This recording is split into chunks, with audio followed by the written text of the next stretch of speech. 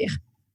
Bom dia, Thalita. O prazer é meu falar com você, falar com os ouvintes da Rádio Super e, sobretudo, falar com os ouvintes do programa Super. Estou à tua disposição, Thalita. Em meio à pandemia, qual é a avaliação do senhor? Qual é a avaliação que o senhor faz da gestão de crise do presidente Jair Bolsonaro? Olha, o problema é que o Bolsonaro é a própria crise. Né? Um cidadão que tem a pachorra de publicar um Twitter, um fake news sobre o SEASA de Belo Horizonte, sabe, vazio, tentando mostrar que estava vazio, ou seja, se levar em conta que aquele estava em manutenção, que o pessoal não estava trabalhando, e depois pede desculpa, ou seja, ele está acostumado a fazer isso o tempo inteiro. Solta os tweets dele, solta as brincadeiras dele, solta o fake news dele, e depois, com a maior disfarçatez, pede desculpa. Ou seja, na verdade, o que ele quer é continuar enchendo a sociedade de mentiras, de brincadeiras e de inverdades no tratamento de uma questão séria como a questão do coronavírus.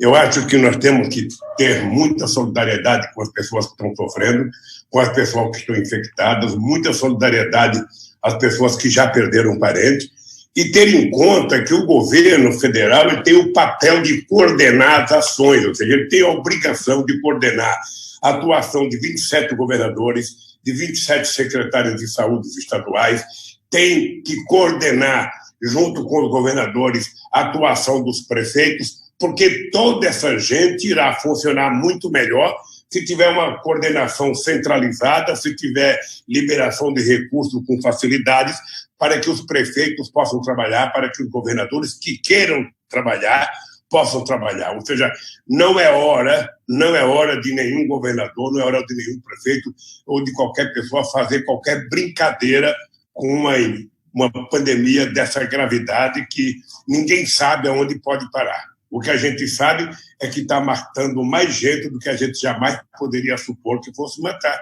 Então, a hora é de muito trabalho. É preciso que o governo não tenha limite para colocar dinheiro na saúde, é preciso que o governo não tenha limite para comprar quantas máscaras for necessário, quanto gel for necessário, quantos respiradores for necessário.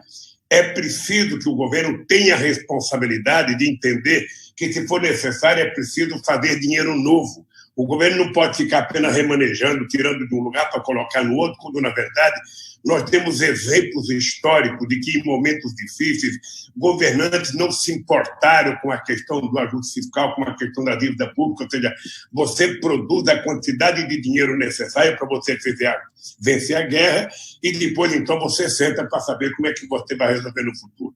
Ontem eu estava lendo, Thalita, um artigo aqui de uma tese da Universidade Federal do Rio de Janeiro, de que somente na Guerra do Paraguai o Brasil gastou o equivalente a 11 orçamentos da União. Ou seja, é uma guerra, nós não temos que ter limite, nós temos que colocar dinheiro novo para poder favorecer aqueles que estão preocupados em fazer o tratamento das pessoas. Nós sabemos que o isolamento é necessário, o isolamento evita duas coisas, evita que a pessoa seja transmissora e que a pessoa possa ser, ser vítima de transmissão. Ao mesmo tempo, nós vamos cuidar das pessoas que precisam trabalhar em serviços essenciais. A verdade é que nem da questão da saúde está sendo cuidada, é preciso que a gente tenha muita solidariedade a esse pessoal da saúde que está colocando a sua própria vida em risco para tentar defender, às vezes, pessoas que agem de forma irresponsável, obedecendo ordem de governadores, ordem de presidente da República, de ir para a rua, sem levar em conta o risco que estão colocando toda a sociedade. A verdade é que o presidente Bolsonaro não está sabendo cuidar dessa crise, não assumiu o comando dessa crise, e a verdade é que tem alguns governadores que pretendem ainda, seguir o rumo do governador sem levar em conta a gravidade da crise que nós estamos enfrentando, Thalita. Ex-presidente Adriana Ferreira, quem fala com o senhor, prazer falar com o senhor aqui na Super. O senhor já respondeu aí parte da pergunta que eu gostaria de direcionar ao senhor, se é possível aí equilibrar tanto as medidas de saúde quanto as medidas econômicas, né? O presidente está sendo muito vítima hoje de ataques, considerando que ele está privilegiando a economia em detrimento da saúde. E, além disso, o ministro Onyx Lorenzoni da Cidadania tem falado da dificuldade de implementar, de pagar esses R$600 no dia 16 de abril para os integrantes do Bolsa Família.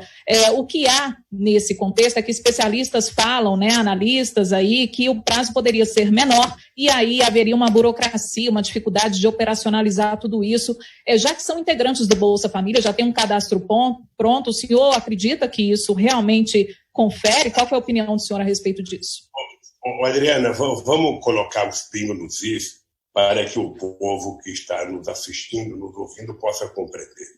Olha, o mesmo governo que fala que tem dificuldade para fazer o pagamento de R$600 às pessoas, depois de sancionada a lei ontem, é o mesmo governo que libera 200 bilhões de reais para o sistema financeiro.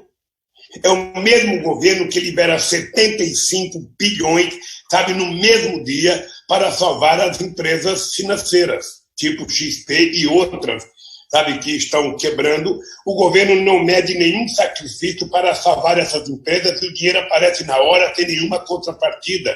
E para dar aos trabalhadores, ao churrasqueiro que o Bolsonaro ficou com pena lá de Ceilândia, ou seja, para dar R$600, eles acham que não tem condições. Olha, é só pegar o cadastro único. Tem vários cadastros no Brasil, mas tem o cadastro do Bolsa Família, que é a coisa mais perfeita que foi feita sobre cadastro, sabe? E a gente começar a fazer o pagamento porque é urgente. Então, na minha opinião, Adriana, a gente pode cuidar da saúde, você não tem que ter limite para comprar as coisas, para fazer o teste. Eu, por exemplo, estou sabendo que em Minas Gerais estão se fazendo poucos testes por dia, ou seja, se está fazendo pouco teste, a gente não tem sequer acompanhamento da quantidade de pessoas que morreram por causa do coronavírus. É importante que a gente não tenha limite também para fazer os testes. A segunda coisa é você comprar tudo que precisa comprar. Se for preciso, faça leite improvisado, como está sendo feito em muitos lugares do mundo, e mesmo aqui no Brasil, e, ao mesmo tempo, você cuide de fazer com que as pessoas fiquem em casa, porque as pessoas ficando em casa, as pessoas estão não apenas evitando de ser contaminadas, mas as pessoas estão evitando também de contaminar outras pessoas. Até agora, não existe nenhum país do mundo que tenha algo mais garantido do que ficar em casa. É duro ficar em casa? É duro, mas é mais duro morrer. Custa caro salvar uma vida? Custa caro, mas é a coisa mais importante que nós temos para cuidar, é a vida do povo. Portanto, o governo pode produzir dinheiro, pode rodar a casa da moeda, pode fazer dinheiro e pode colocar dinheiro novo para cuidar de enfrentar esse inimigo chamado coronavírus. Essa é uma coisa muito grave. Você veja que ontem o governo reeditou uma medida provisória sobre a questão da redução de salário e a redução da jornada de trabalho. Eu acabei de conversar nesse instante, Adriana, com o presidente da CUT, e o presidente da CUT, além de ser contra a medida provisória, ele quer que tenha o direito de negociação coletiva, ele quer que não reduza salário e ele quer estabilidade no emprego. Por isso que ele vai tentar negociar na Câmara, mudar essa medida provisória. E, ao mesmo tempo, o governo fica imaginando medidas para salvar, para dar ao Banco Central facilidade para salvar o sistema financeiro mais uma vez. Ora, é tudo para a Avenida Faria Lima aqui em São Paulo e nada para a periferia de Belo Horizonte, para a periferia de São Paulo e do país afora. Portanto, eu volto a afirmar que não existe outra saída senão a prioridade de cuidar do povo trabalhador desse país, do povo mais necessitado, do povo da periferia, que esse sim precisa receber urgentemente o dinheiro que já foi aprovado pela Câmara dos Deputados. Agora, Lula, pelo menos 22 pessoas que viajaram na comitiva do presidente Jair Bolsonaro para os Estados Unidos testaram positivo para o coronavírus. O presidente disse que o teste dele deu negativo. 2 testes teriam dado negativo. Mas ele não apresentou esse teste por meio das redes sociais, onde ele é tão ativo e por onde também alguns parlamentares divulgaram os resultados para o coronavírus ou não. O senhor acha que o presidente deveria ter mostrado esse teste para comprovar que ele não tem a doença? Olha, eu acho que é pelo menos esquisito o comportamento do presidente, Thalita, porque, veja, de todas as pessoas que viajaram com ele, ou seja, de 24, 23 pegaram o coronavírus. Ou seja, a delegação inteira pegou coronavírus. Então, o presidente da República, como autoridade máxima do país, ele tinha a obrigação de mostrar para a sociedade brasileira o exame dele. E se tiver, vai se tratar. Se não tiver, tudo bem. Se não tiver, fica em casa para evitar de pegar ou para evitar de contaminar outras pessoas. Era isso que a gente esperava de um presidente da República. Seriedade e serenidade. Agora, me parece que ele não tem compromisso com isso. Me parece que tudo que o presidente Bolsonaro não tem é compromisso com a verdade. Ele está sempre brincando, está sempre fazendo fake news. Quando ele não faz, os filhos fazem, depois ele pede desculpa. Veja uma coisa grave que aconteceu de ontem para hoje, Thalita. Eu estou lendo na imprensa hoje que os chineses estão vendendo todos os equipamentos, sobretudo respiradores, para os Estados Unidos. Ou seja, que a China suspendeu todos os pedidos de outros países, inclusive do Brasil, para atender os Estados Unidos. Eu vi agora no jornal que parece que tem 7 ou 8 aviões de carga dos americanos lá na China para pegar esse material. Ora, isso demonstra a falta de respeito que o Brasil perdeu com a China. Não é possível que o Brasil tenha encomendado e a China, alguém da China, um empresário qualquer, tenha vendido para os Estados Unidos e não tenha vendido para o Brasil. Isso significa que o Brasil não está sendo levado a sério. É preciso que o Brasil fale com a China e o Brasil, mantenha o direito de receber aquilo que comprou. Porque senão nós vamos ficar mais desmoralizados ainda, nós vamos ficar mais preocupados ainda e as pessoas vão ficar com mais incerteza. Porque nós somos uma sociedade hoje, no mundo inteiro, com muita incerteza, porque ninguém sabe o que vai acontecer. Ninguém sabe. A gente só sabe de notícia que aumentou a morte na Espanha, aumentou a morte na Itália, aumentou a morte nos Estados Unidos, talvez voltou um pouco na China, de que está aumentando a morte em São Paulo. Ou seja, em Minas Gerais, os dados que nós temos são frágeis. São frágeis porque não tem, teste, são frágeis porque tem um monte de gente que não foi ainda ou seja, anunciado se foi coronavírus ou não que levou as pessoas à morte, ou seja, até essa debilidade na comunicação de quem é vítima ou não, aonde estão essas pessoas, a gente não tem, porque me parece que alguns governantes não tiveram a preocupação. Nesse aspecto, eu quero dizer que quero dar meus parabéns ao Calil, porque me parece que o prefeito está tomando as atitudes corretas, enfrentando a situação de frente, e dizendo para as pessoas que querem evitar a doença, fique em casa. Fique em casa, que é a melhor possibilidade de você evitar de pegar o coronavírus. Depois a gente vai resolver como é que a gente vai sobreviver. Mas o grande problema é ficar em casa agora. O Bolsonaro critica muito a imprensa, ele acusa jornalistas e veículos de o perseguirem a todo momento. O senhor também criticava a imprensa. Qual a sua opinião hoje? Olha, você sabe que eu sou muito crítico à imprensa na questão da política.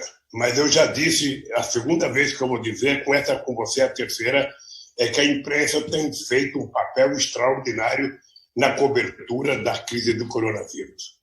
Ou seja, eu tenho assistido pela internet, tenho visto na TV aberta, tenho visto na TV a cabo, ou seja, a imprensa está tendo um papel extraordinário de informar a sociedade. O que eu acho grave, Thalita, é que deveria o governo federal, que o governo federal tivesse montado uma coordenação com os 27 governadores, com os 20 secretários de saúde, com os quase 6 mil prefeitos do Brasil e quase 850 municípios de Minas Gerais, se o governo tivesse uma coordenação centralizada, o governo poderia passar de hora em hora, de meia em meia hora, sabe, uma propaganda orientando as pessoas do que fazer, como se comportar, onde ir atrás das coisas, onde encontrar as coisas, ou seja, porque é esse o papel do governo. Lamentavelmente, como o governo não tem coordenação, todo dia anuncia uma coisa, todo dia anunciou uma medida provisória, quando deveria ter sentado e ter feito um pacote para enfrentar o coronavírus, um pacote para comprar remédio, um pacote para cuidar dos médicos, um pacote para comprar respirador e um pacote para manter as pessoas em casa. Não precisa todo dia uma medida provisória, todo dia uma discussão que passa 10 dias para ser aprovado na Câmara, mais 5 ou 6 para ser aprovado no Senado, mais 3 ou 4 dias para ser sancionado, depois mais 4 ou 5 dias para ser regulamentado. Ou seja, como é que o povo que está em casa à espera do dinheiro para comprar o que comer vai ter paciência? Como é que esse povo vai sobreviver? Além do que, Thalita, é importante que a gente tenha um compromisso de orientar corretamente as pessoas que trabalham em atividades essenciais. Eu poderia pegar desde o companheiro que trabalha catando lixo na rua, varrendo a rua. Esse cidadão ele tem que ter proteção e cabe ao município, ao Estado, garantir ao cidadão que ele tenha todos os equipamentos de proteção para exercer a sua função. O cidadão que trabalha no supermercado vendendo, o cidadão que trabalha em qualquer atividade recebendo público, essa pessoa tem que ter os equipamentos oferecidos pelo poder público para essas pessoas poderem trabalhar, exercer a sua função sem se contaminar e sem contaminar os outros. Ou seja, o que está faltando, na verdade, é um maestro nessa orquestra. Agora, ex-presidente, muito em relação à imprensa, voltando um pouquinho ao que a Thalita havia direcionado ao senhor, é um serviço essencial o trabalho que nós, jornalistas, fazemos, na opinião do senhor. Os jornalistas já estão acostumados, né, em determinado governo ser alvo de críticas, em outro, né, com uma outra bandeira, também ser alvo de crítica, mas o jornalista ele tem o papel de ser independente, de levar a informação para o seu ouvinte, para o seu telespectador. Qual é a visão que o senhor tem? O senhor considera esse papel fundamental, principalmente nesse período? Eu acho que é uma... Não, veja, a atividade da imprensa, Adriana, ela é uma atividade essencial em qualquer circunstância, ou seja, até porque a garantia da existência de um Estado de direito e do Estado democrático pressupõe uma imprensa livre e soberana, uma imprensa que seja efetivamente democrática. Eu, por exemplo, você sabe que eu tenho crítica ao comportamento da imprensa com relação ao PT. Eu não vou ficar citando aqui, mas se você reparar, ou seja, o PT é alijado de muitos meios de comunicação já há muito tempo. A perseguição ao PT vem desde o impeachment da Dilma ou antes do impeachment da Dilma. Eu nem me queixo com isso. O que eu estou dizendo é que a imprensa é necessária e a imprensa livre é muito importante. A imprensa ela não pode ser nem chapa branca defendendo o governo, nem chapa branca defendendo o empresário. Ou seja, se o empresário quiser ter sua opinião política, ele faz o editorial. Mas no noticiário diário, a imprensa tem que ser livre, tem que ser soberana e tem que ser verdadeira. É esse o papel que eu entendo, sabe, da imprensa. Ainda ontem eu dizia numa entrevista, Adriana, que talvez eu seja o político vivo, sabe, que mais dou entrevista, porque desde o dia 24 de abril de 1975, que eu dei minha primeira entrevista, ou seja, eu não parei de dar entrevista até hoje, não parei de lidar com a imprensa, não parei de lidar com todo tipo de jornalista, ou seja, e a minha convivência sempre foi extraordinária e sempre foi de defender a liberdade de imprensa. O que eu não quero é defender a liberdade do empresário falar o que ele quiser em detrimento da veracidade da notícia. Mas pode ficar certo que a terceira vez que eu vou dizer isso é de que a imprensa está cumprindo um papel extraordinário no combate ao coronavírus. Tem sido de muita valia para a sociedade brasileira receber as informações que às vezes o governo não dá. Lula, o Congresso tem recebido pedidos de impeachment recentemente contra o presidente Jair Bolsonaro. Contra ele também seria um golpe? Olha, deixa eu lhe falar uma coisa. Para que você faça impeachment contra um governante, é preciso que você tenha detectado o crime de responsabilidade. O PT pediu ao escritório de advocacia, ao doutor Aragão, para analisar quais os crimes de responsabilidade que o Bolsonaro já cometeu, e com base nisso o PT vai se reunir daqui uns 15 dias e pode tomar ou não uma decisão de ir para o impeachment. Eu, sinceramente, vi a carta do Haddad, do Ciro, do Flávio Dino, do Boulos, pedindo a renúncia do Bolsonaro. O dado concreto, Adriana e Thalita, é que o Bolsonaro é a própria crise, porque ele dificulta quando ele deveria facilitar, ele cria caso quando ele deveria resolver os problemas. Sabe? Então, é importante que os governadores tenham em conta, sabe, que eles ajudarão o governo a acertar se não ficarem puxa-saco do governo, se resolverem defender o seu povo, se resolverem cuidar dos mais necessitados, se resolverem fazer os testes. Ou seja, é obrigação do governador brigar pelo povo do seu estado, do prefeito brigar pelo povo da sua cidade, e não ficar, sabe, copiando os discursos errados do presidente da República. Eu acho que nós poderemos chegar a ter um pedido de impeachment do Bolsonaro, sim, na medida que ficar aprovado o crime de responsabilidade e na medida que o presidente da Câmara resolva colocar em votação um pedido de impeachment do presidente da República. Agora, no fundo, o que eu espero, Adriana e Thalita, é que esse cidadão assuma o papel de presidente da República de 210 milhões de brasileiros, que esse cidadão pare de brincar com fake news, que ele pare de me fazer piada, que ele pare de colocar fotografia e vídeos de bobagem como essa luceada que ele põe em Belo Horizonte, e que ele comece a pedir desculpas ao povo pelos erros que ele cometeu e comece a acertar daqui para frente. Ele tem que montar comitês de especialistas para cuidar de cada coisa, para administrar cada coisa, para executar cada coisa. O que não pode, ele aprovar um dinheiro e depois ele não tem como entregar. Se ele não tem como entregar, nós sabemos como entregar, porque já fizemos isso. O Bolsa Família era 14 milhões e meio de pessoas que recebia cartão e recebia tranquilamente através da Caixa Econômica Federal, sem nenhuma intromissão de nenhum político. É plenamente possível, você tem o cadastro único, que você pode atender as pessoas. O que é importante é liberar logo esse dinheiro.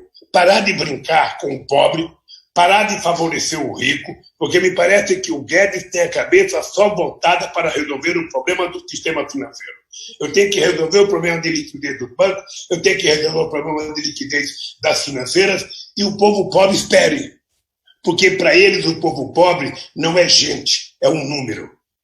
Presidente, o senhor citou aí a questão do manifesto, né, assinado pelo Boulos, também pelo Fernando Haddad e também pelo Ciro Gomes. Aí eu pergunto para o senhor como que está a relação do senhor com o ex-ministro Ciro Gomes. Houve um afastamento, né, nas últimas eleições, ele foi alvo, criticou o senhor, chamou o senhor, inclusive, de encantador de serpentes em alguns momentos, usou algumas palavras que comprometeram aí, palavras de baixo calão, vamos dizer assim, pessoas sem escrúpulo e tudo mais. Como que está essa relação? E o senhor cogita a possibilidade de uma reaproximação nesse momento?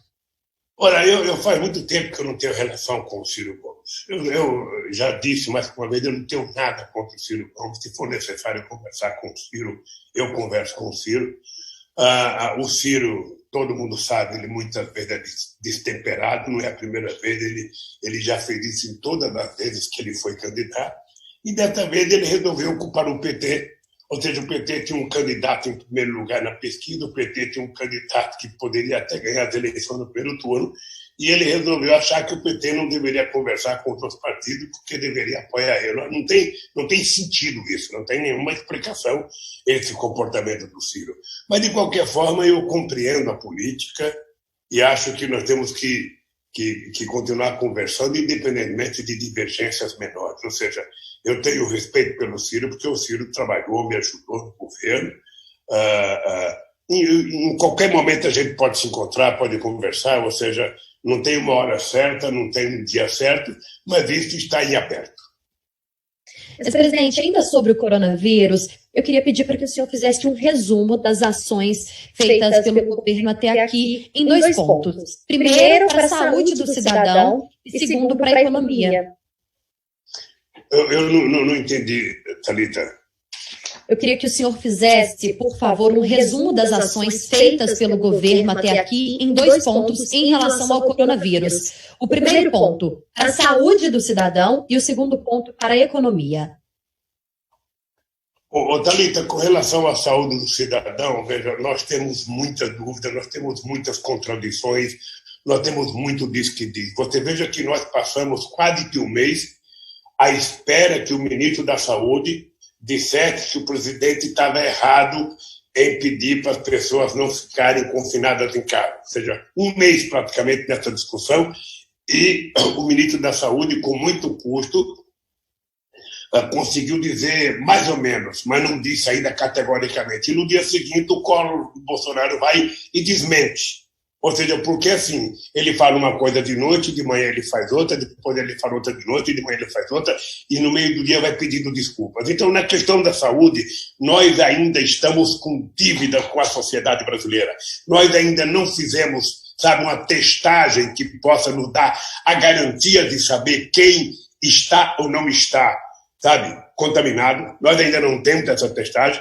Nós estamos ouvindo falar já faz 20 dias que vai vir não sei quantos milhões de testes, não sei quantos milhões. Até agora não veio esses testes todos para fazer para as pessoas. Ainda somos um país com pouca testagem. Nós somos um país que todo dia reclamamos. Eu estava vendo nos jornais agora que um estado como São Paulo, que é o mais rico da federação, que tem 1.400 respiradores, é preciso pelo menos o dobro para atender à necessidade.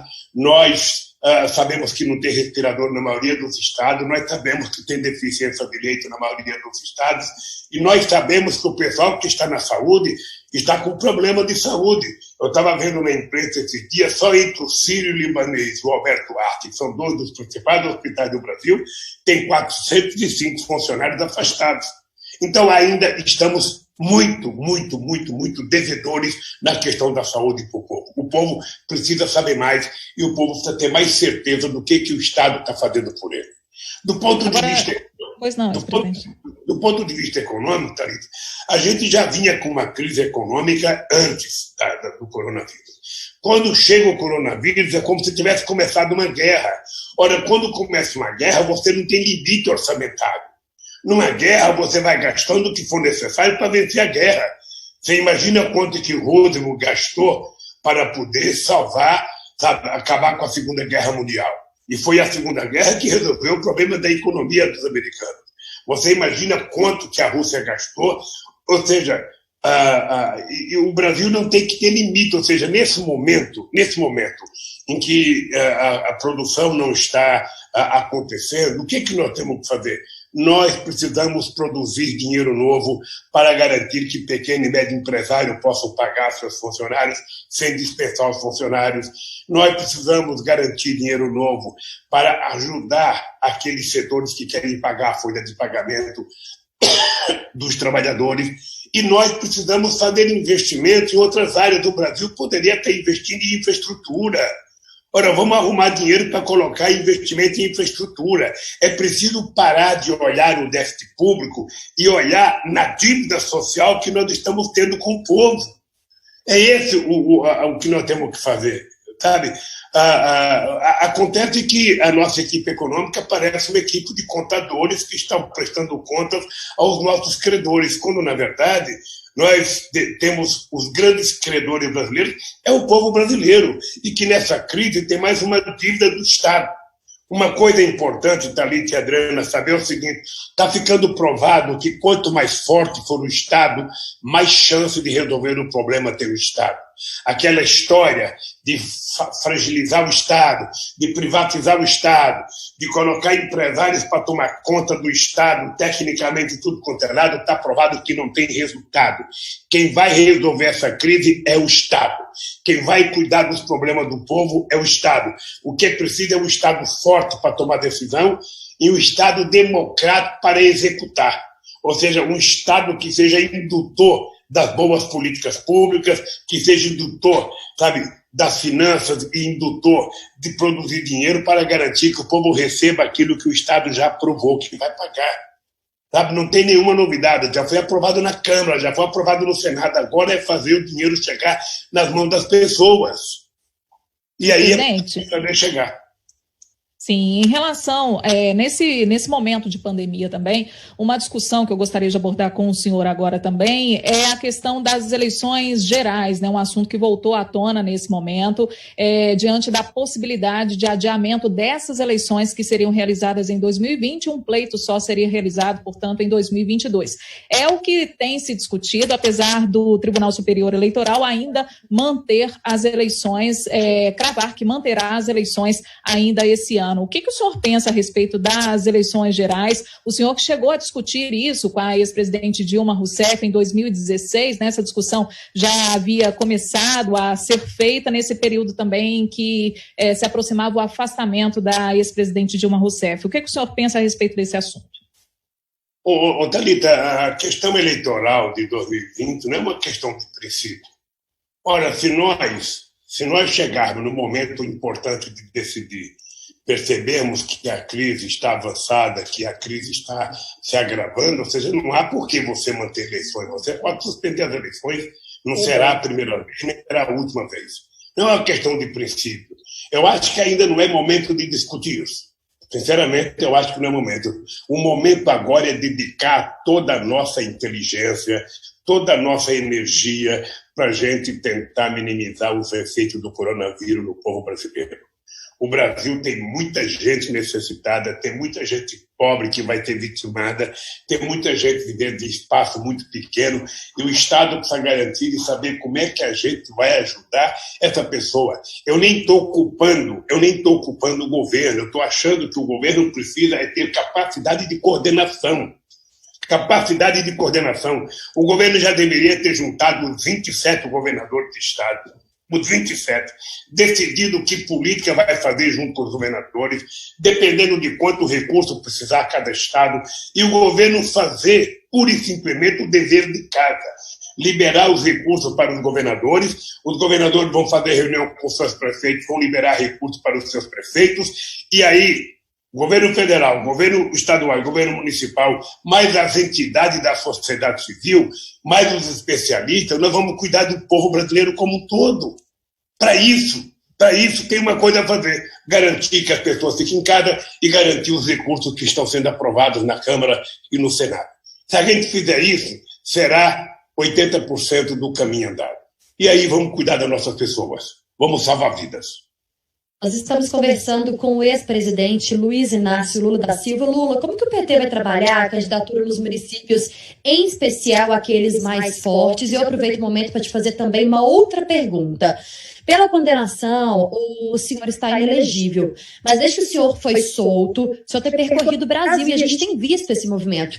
Um possível adiamento das eleições seria bom para o PT recuperar a força do partido, que já teve em outros anos, em outras eleições, e para que você tentasse também reverter essa decisão judicial? Thalita, você poderia responder, porque tem um som aqui da caixa de som aqui que está... Repete a pergunta para mim. Por favor. Vou te fazer duas perguntas. A primeira delas é como que o PT vai decidir pelas eleições municipais, vai trabalhar as candidaturas nos municípios, em especial aqueles mais populosos. E a segunda é em relação à situação atual do senhor. Pela condenação, o senhor está inelegível. Mas desde que o senhor foi solto, o senhor tem percorrido o Brasil, uma tentativa de retomar a força do seu nome, também a força do nome do PT. Um possível adiamento dessas eleições, das eleições deste ano para 2022, eleições unificadas, seria bom para o PT e para que o senhor também tentasse reverter essa decisão judicial? Thalita, primeiro é o seguinte, eu acho que hoje o PT está preparado para disputar as eleições de Minas Gerais, eu vou te dizer, nos 80% dos principais municípios de Minas Gerais. O que é importante é que o PT concentre a sua energia nesse instante para tentar, tanto na Assembleia Legislativa como na Câmara de Vereadores, votar em coisas que digam respeito a coronavírus, ou seja, na Câmara Municipal aprovar coisas que possam facilitar, sabe, o combate ao coronavírus. Na Assembleia Legislativa, eu sei que a Assembleia aprovou ontem, eu sei que os deputados, inclusive, colocaram dinheiro de emenda parlamentar. É preciso que a gente faça todo o nosso esforço para combater o coronavírus. A questão da eleição, quando chegar o momento certo, a gente decide. Se for para não ter eleição, que não ter eleição eleição, o Brasil não vai acabar por causa disso, não. O Brasil não vai acabar, ou seja, a gente pode fazer a eleição para frente. Agora, com relação ao meu caso, eu sinceramente, Thalita, não estou preocupado com o meu caso. Obviamente que eu quero recuperar os meus direitos políticos, eu quero recuperar o direito de ser cidadão, de votar e ser votado. Isso não implica que eu possa ser candidato ou não, já votar com 77 anos quando chegar as eleições de 2022. Mas eu quero ser cidadão pleno, porque eu preciso, provar. A sociedade brasileira tem que saber que se tem uma quadrilha nesse país, é a quadrilha da Força-Tarefa da Lava Jato, chefiada pelo Dallagnol, e o Moro não é juiz. O Moro, na verdade, é um juiz mentiroso, que mentiu na minha sentença, ele sabia porque estava fazendo aquilo, sabe? E está agora mostrando o comportamento dele como ministro ineficaz, como ministro, eu diria, muito, muito frágil, ou seja, sem nenhuma personalidade. Então, eu faço questão, de recuperar meus direitos políticos para poder não só garantir a minha inocência, mas para garantir que os culpados foram aqueles que me condenaram. Tá? Então, eu estou muito tranquilo. Não, minha cabeça não está pensando em eleições agora, minha cabeça está pensando em duas coisas. Primeiro, como posso ajudar o país a enfrentar o coronavírus, e segundo, como posso, me comportar e me cuidar para não pegar o vírus, já que eu estou numa idade, que é considerada pela ciência delicada. Eu estou com 74 anos, eu voltei da Alemanha, vai fazer hoje, completa 21 dias que eu voltei da Alemanha, não saí de casa desde que eu voltei da Alemanha, e graças a Deus, nem eu e nenhuma das pessoas que viajaram comigo tiveram qualquer problema, de coronavírus. Graças a Deus.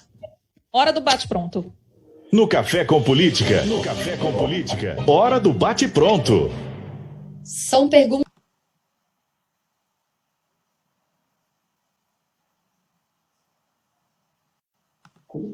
Estou pronto, querida.